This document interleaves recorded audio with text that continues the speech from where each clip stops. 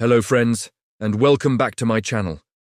Today I'm taking you to a mysterious place, one that holds incredible hope for the future of our planet, but also carries some painful truths.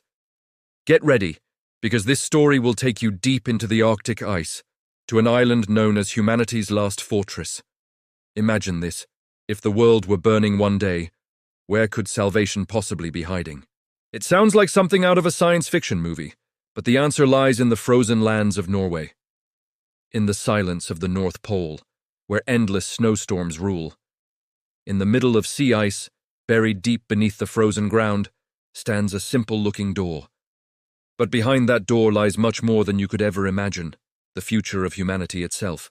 This is the Svalbard Global Seed Vault, also known as the Doomsday Vault.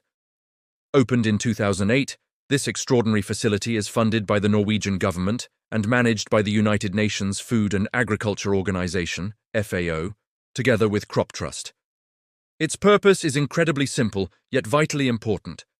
If one day the Earth becomes uninhabitable, this structure will serve as humanity's ground zero, the place where life can begin again.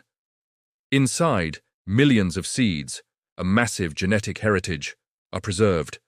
Wheat from Turkey, rice from India, corn from the United States, coffee from Ethiopia. Seed samples from over 100 countries rest there, frozen at 18 degrees in thick steel vaults, waiting in a silent sleep. Each seed represents a nation's future. Each one carries the hope of rebirth, the will to survive. But why Svalbard? Because it's located high above sea level, far from volcanic zones and war regions, a naturally safe haven. Even if power were lost, the permafrost would keep the seeds preserved naturally.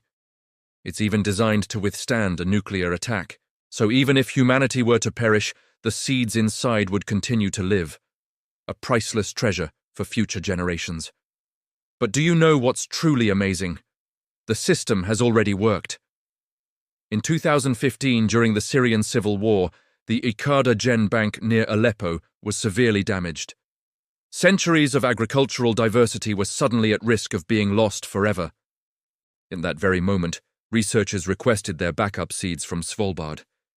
This became the first, and so far only, withdrawal from the Doomsday Vault. Seeds were taken out of Svalbard, replanted and multiplied in Lebanon and Morocco, and later returned to the vault once again. The system had proven itself. A nation's lost future was restored from beneath the Arctic Circle. This event proved that Svalbard isn't just an idea, it's a working solution.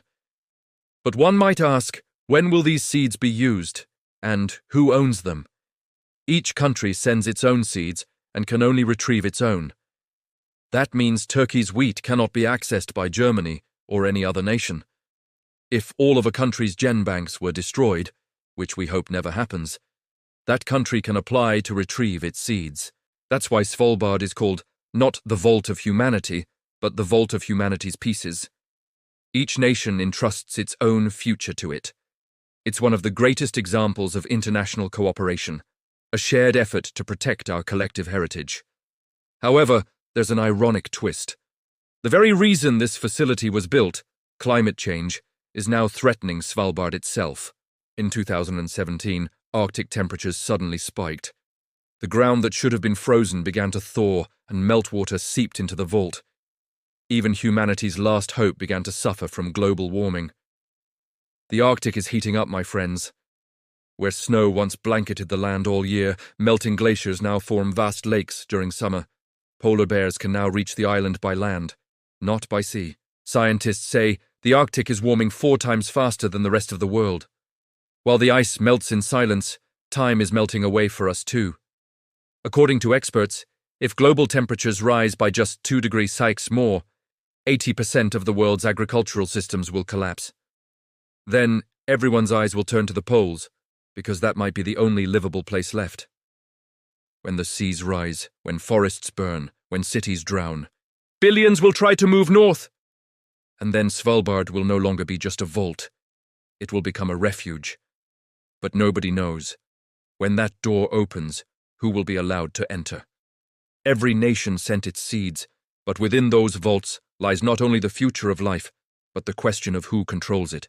If humanity truly nears its end, Access to those seeds might be decided not by people, but by a council, or even by artificial intelligence. Perhaps the real question is this: when that day comes, will ordinary people like us even reach that door? Or will only the powerful know the path to that sanctuary? Hidden on a remote island, deep inside a mountain, this place could become both a symbol of hope and a reflection of injustice. Some scientists call it a modern Noah's Ark. But this time, it's not a ship. It's a tunnel beneath the ice. And inside it are not animals, but enough knowledge to restart a planet. Perhaps this vault doesn't only protect seeds, it also preserves humanity's desire to be remembered. Inside every box lies not just a plant, but a story.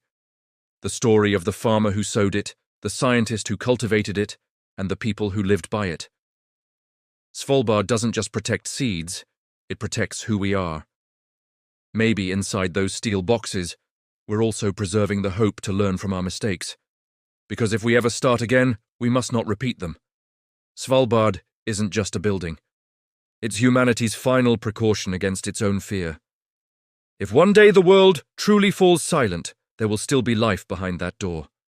Maybe 100 years from now, someone will reach it, open it, and plant the first seed taken from those frozen vaults. Maybe at that moment, humanity will be reborn. But one question will remain. Will nature forgive us this time? Or will we have to forgive nature? I hope you enjoyed this fascinating and thought-provoking story.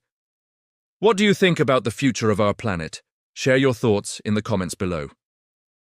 If you like this video, please leave a like, subscribe to my channel, and don't forget to turn on the notification bell so you'll be the first to know when I upload new content.